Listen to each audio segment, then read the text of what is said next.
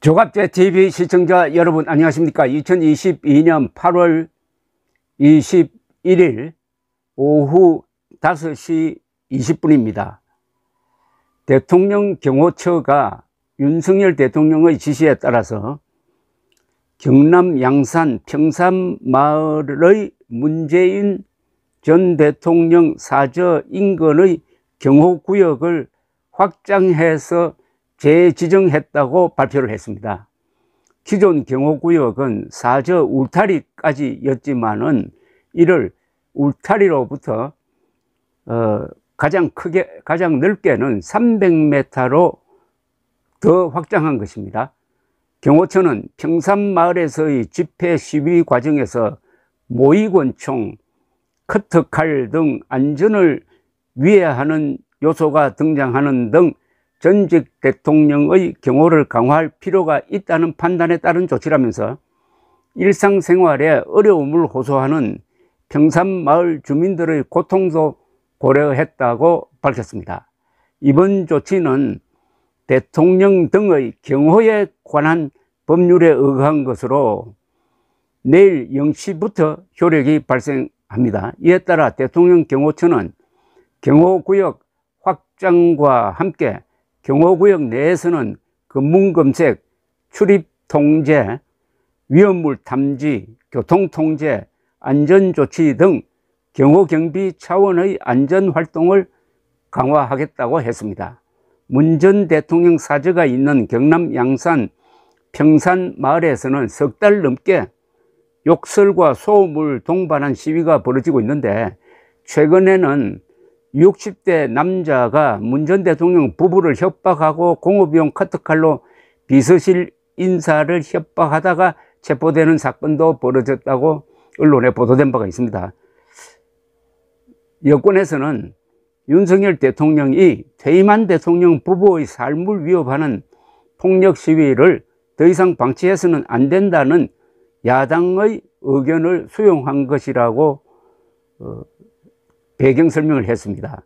지난 19일 21대 국회 후반기 국회의장단 만찬에서 김진표 의장으로부터 이와 관련된 건의를 받고 김용현 경호처장에게 경호 강화 검토를 지시한 것으로 전해졌습니다. 윤 대통령은 김종철 경호처장에게 직접 평산마을로 내려가서 문 전 대통령을 예방하고 집회 시위 관련 고충을 청취하라고 했다고 합니다. 대통령실 관계자는 윤 대통령이 김진표 국회의장 건의를 수용하여 경호 강화를 결정했다고 전했습니다. 윤 대통령은 지난 6월 7일에만 해도 양산 사저 앞 시위에 대하여 대통령 집무실도 시위가 허가되는 판이라면서 다 법에 따라 되지 않겠느냐라고 했습니다.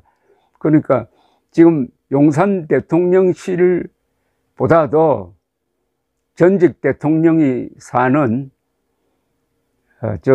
양산 사저에 대해서 더 보호 조치를 강화했다 하는 좀 역설적인 느낌도 들고, 또 하나 느낌은 좌파 세력이 전직 대통령에게 어떻게 해왔느냐, 전직 대통령 즉 전두환, 노태우, 이명박, 박근혜 전 대통령에 대해서는 어떻게 했느냐, 어떤 형태의 시위를 했느냐 하는 생각이 들고, 또 하나 이 순간에도 지금 옥살이를 하고 있는, 지금은 병원에 잠시 형집행정지로 나와 있습니다만은, 이명박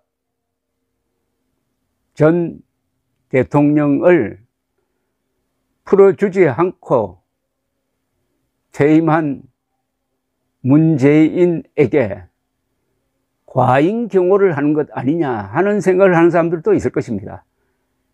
그러나 시위를 하더라도 욕설을 하고 꽹과리를 치고 해가지고 그 이웃에 사는 주민들에게 피해를 끼치면은 그 시위의 효과가 없어지는 거죠. 그 시위가 문재인 부부를 괴롭히는 데 있느냐, 아니면 시위를 통해서 문재인이 지난 5년 동안 우리 대한민국에 무슨 짓을 했는지를 알리는 게 목적이 있느냐, 이걸 생각을 해야 됩니다. 괴롭히는 데 목적을 둔다면은 결국은 어떻게 되겠습니까? 그게 부메랑이 되어 가지고 시위하는 사람을 괴롭히게 되는 것이죠. 괴물과 싸울 때는 나도 괴물로 변하는 것이 아니냐 하는 데 대해서 끊임없이 자성할 필요가 있습니다. 감사합니다.